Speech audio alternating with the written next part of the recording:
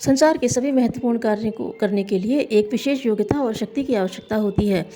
अनेक व्यक्ति कुछ महत्वपूर्ण कार्य करने की आकांक्षा तो करते हैं, पर उनको पूर्ण करने के लिए जिस क्षमता और शक्ति की आवश्यकता होती है उसे संपादित नहीं करते। फलस्वरूप उन्हें सफलता से वंचित रहना पड़ता है। जिन्होंने भी कोई बड़ा पुरुषार्थ किया है, बड़ी विजय प्राप्त की है, उन्होंने तात्कालिक परिस्थितियों से ही सब कुछ नहीं कर लिया, वरन उनकी पूर्ण तैयारी ही उस सफलता का मूल कारण रही होती है। ऋषि मुनि, संत, महात्मा, नेता, सुधारक, देवदूत, लोकसेवी प्रकृति के मनुष्य सदा यही प्रयत्न करते हैं कि संसार में बुराइयां घटें और उनके स्थान पर अच्छाइयों की अभिवृद्धि हो। ऐसे प्रयत्न सफल भी होते हैं और उनके सत प्रयत्नों से काफ़ी समय तक के लिए शांति में सतुगुणी वातावरण उत्पन्न हो जाता है। आनंद और उल्लास का सभी को अनुभव होता है।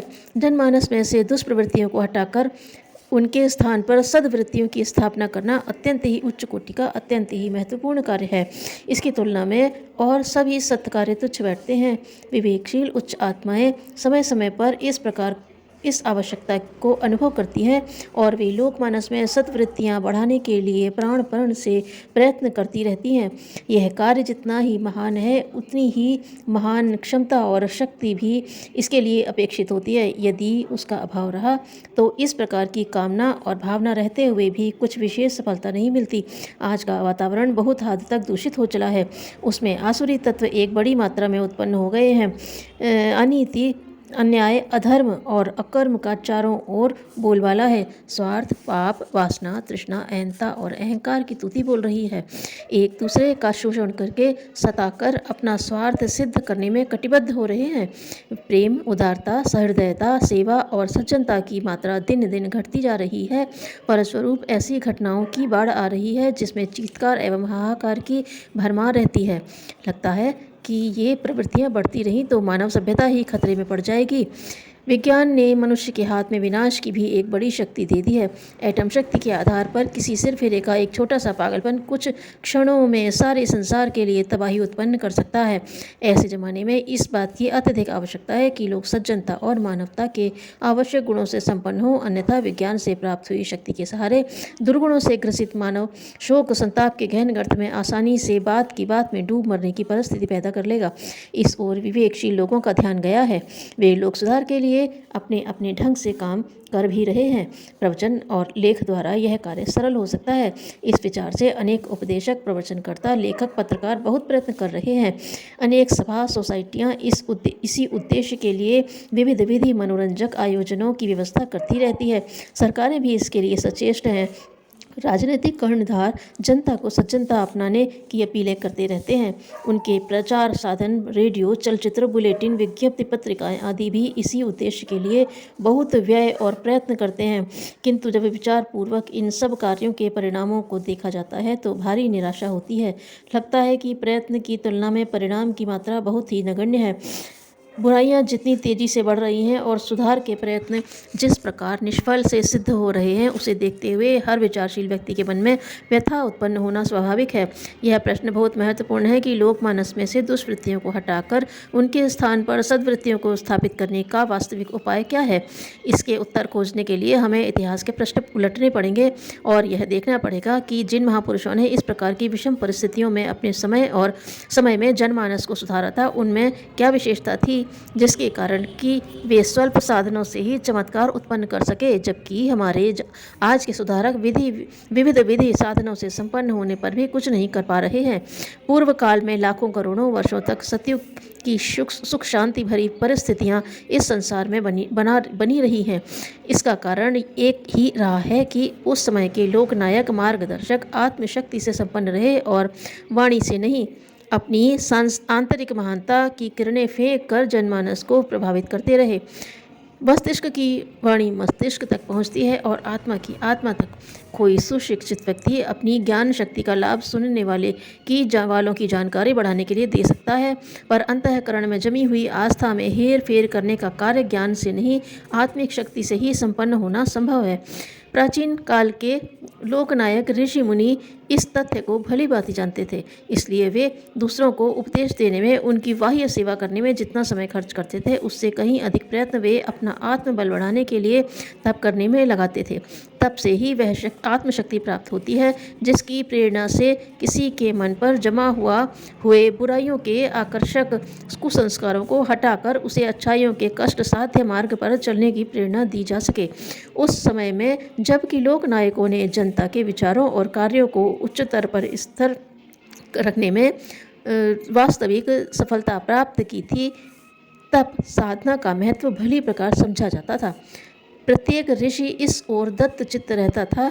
वे जानते थे कि यदि तप के अभाव में हमारी आत्मा दुर्बल रही तो प्रवचन मात्र से कुछ प्रयोजन सिद्ध न होगा। आज के उपदेशक जिस प्रकार अपनी चतुरता, योजना, दौड़ धूप, संगठन शक्ति या भाषण शैली पर विश्वास करके उन्हीं के सहारे सब कुछ कर लेने की बातें सोचते हैं और स्वतः विलासी जीवन बिताते हुए जनता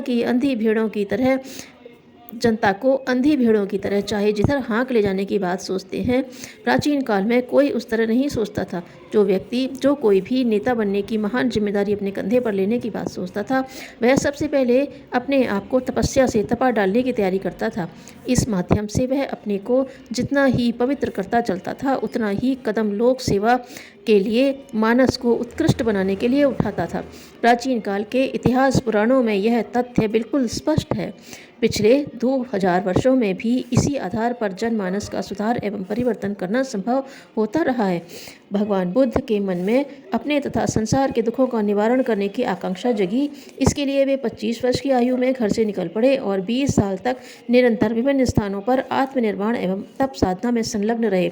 41 वर्ष की आयु में उन्होंने अपने अंदर परिपक्वता अनुभव की तो दूसरों को शिक्षा देने के कार्य में हाथ बढ़ाया। भगवान महावीर ने अपनी आयु का 3/4 भाग तप में और 1/4 भाग धर्मोपदेश में लगाया।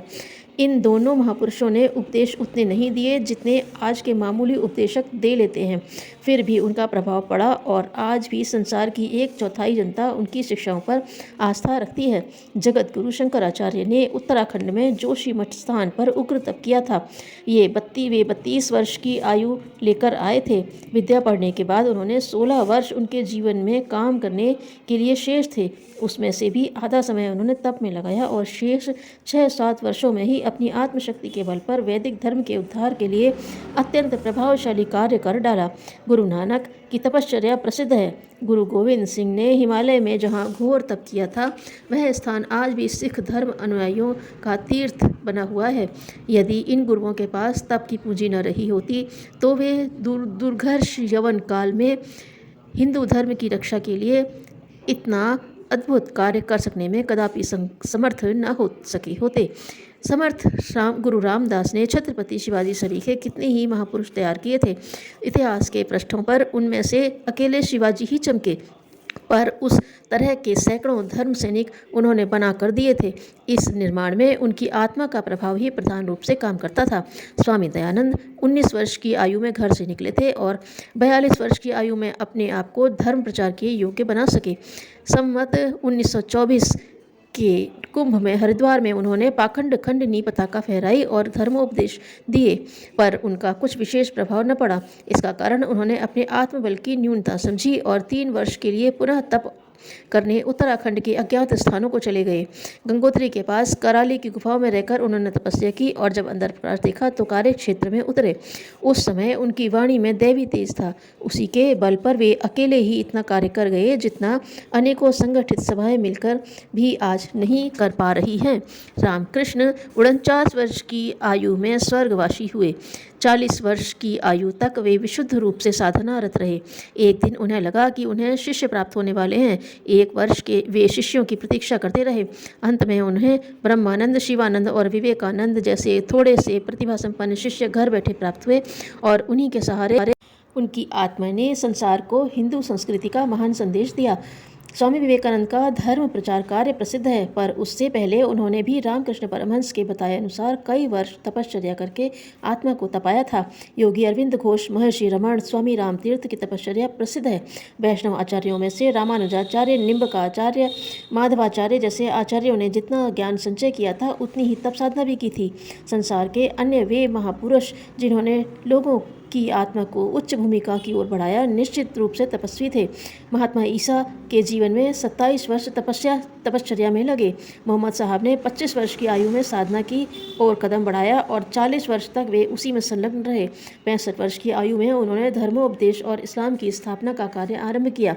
यहूदी धर्म के संस्थापक यहोवा और पारसी के देवदूत जरथुस्त्र की दीर्घकालीन कठोर तपश्चर्या प्रसिद्ध है। इस प्रकार संसार में आदिकाल से लेकर अब तक की एक ही तथ्य समय समय पर स्पष्ट होता रहा है कि तपश्चर्या द्वारा आत्मबल संपादित करने वाली आत्माएं ही संसार का सच्चा मार्गदर्शन करने और जनमानस को शुद्ध करने में समर्थ हो सकती हैं।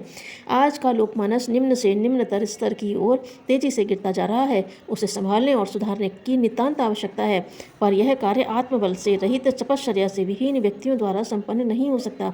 भले ही वे सभा सोसाइटियों के द्वारा भाषणों, लेखों, योजनाओं, प्रदर्शनों के द्वारा इसके लिए सिर तोड़ प्रयत्न करते रहें, यह महान कार्य महान आत्माएं ही कर सकेंगी। और महान आत्माओं के अनेक गुणों में से एक तपश्चर्या भी है जिसकी उपेक्षा नहीं की जा सकती। अतीत इतिहास के पृष्ठ हमें इस ओर निर्देश करते हैं। युग निर्माण होना है, पर उसका भार वाचालों के नहीं तपस्वियों के कंधों पर रहेगा। युग की आवश्यकता आज ऐसे ही तपस्वियों की प्रतीक्षा कर रही है।